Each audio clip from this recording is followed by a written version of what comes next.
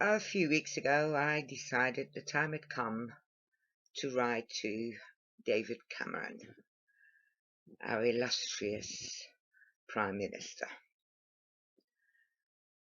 Dear Mr. Cameron, on 16th August 2006, I was judged to be sufficiently disabled to warrant being awarded the higher rate mobility allowance and a lower rate personal care, indefinitely, as my condition is not curable. I have severe peripheral vascular disease, amongst others. I was also in receipt of incapacity benefit at that time. Within a few months it was decided, unbeknownst to me, that in fact I should have had the medium rate of personal care. However, whoever was to have updated the records forgot to tick some box somewhere, and as a result the decision, though made, was never acted on. This error came to light approximately a year or so later. The relevant department was more than willing to acknowledge that the award was backdated. It was also willing to accept that it was at fault for not correctly updating the records at the time the original decision was made. It, however, claimed that as the error was over a year old, it would not pay the back pay that would have been my due. I had to face Atos and its assessments. I could not attend the local assessment centre as it is not wheelchair friendly. I was threatened with the loss of my sole source of income. I informed them that I did not refuse to undergo an assessment, but that I could not attend the centre. I was left to wonder whether they would just stop my benefits until, just a week before the day I was due to attend the centre, I decided to give them a call and see if something could be organized. They finally agreed to visit me at home. Mind you, I had to provide a letter from my doctor confirming that I could not attend the centre, and I had 24 hours to provide the letter. After another lengthy conversation, it was eventually agreed that I could fax the letter, and I was provided with a fax number. My surgery faxed the letter over. Thankfully, I checked to make sure they had received the fax containing the letter, as despite my surgery having faxed it, they claimed not to have received it. So I asked my GP's office manager whether she would fax it again, while I was on the phone to Atos. This time, they received it. A few weeks later, a doctor came to the house, and I had my medical assessment, following which I was confirmed as being eligible to ESA. A mobility scooter I bought with funds I had saved up for was wrecked by a man who was angry. The criminal damage ended up in court. The man was found guilty, and I was awarded compensation for what effectively served as my legs. The paltry sum of £80, of which I eventually received but 75, as for some reason administration, I don't know, meant I had to forego £5 of the compensation.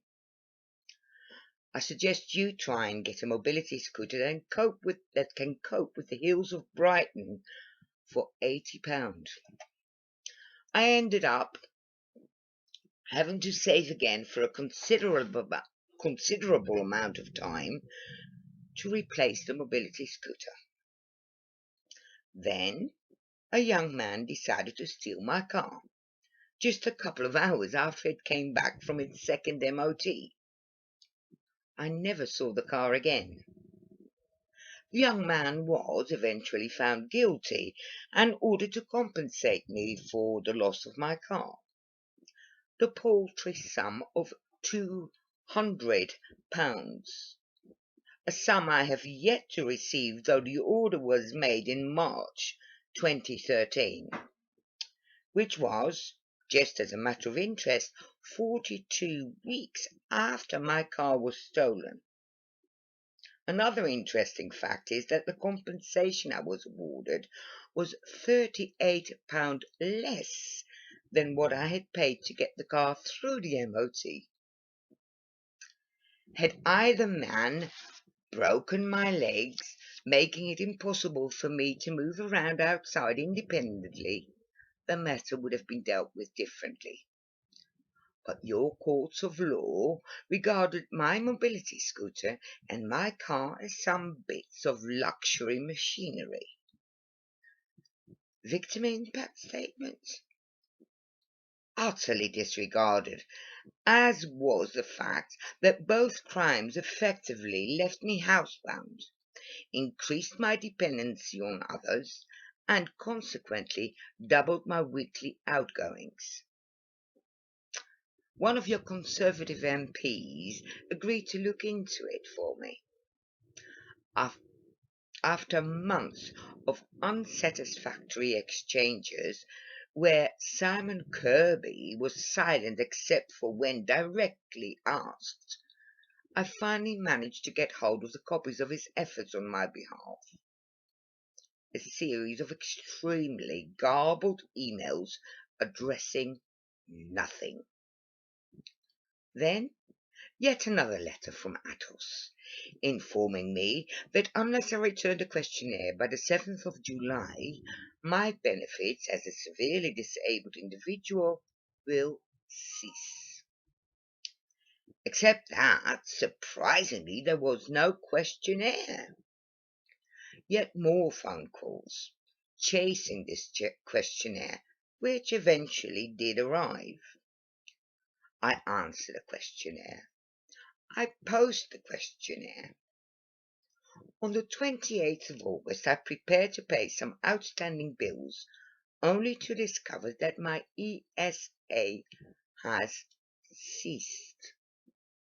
It is the bank holiday weekend, and so I have to wait till the following Tuesday, only to hear that my sole source of income has ceased, as Athos claim not to have received the questionnaire. No ifs, no ends, no buts, just cut off everything. No warning, no appeal, nothing. I, as a severely disabled individual, have to start the entire process of registering a new claim. I have to go through a period of a minimum of 3 months, awaiting an assessment with Athos. I have to apply for sick notes. I have to apply for housing benefit or risk losing my one-bedroom residence. Mr. Cameron, I refuse. I will carry on with my life and do the things that I do for as long as I can. I will use my phone till it gets cut off. I will buy my food till I can't pay for it anymore. I will stay in this house till they evict me. And once they evict me, I will leave. I'll trundle in my wheelchair till it stops, and there I will wait till it is all over.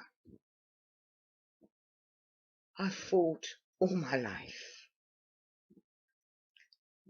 I looked after my brothers while my mother went to work. I stuck by my children when their father walked out. I studied. I worked. I volunteered. I fought. I give up.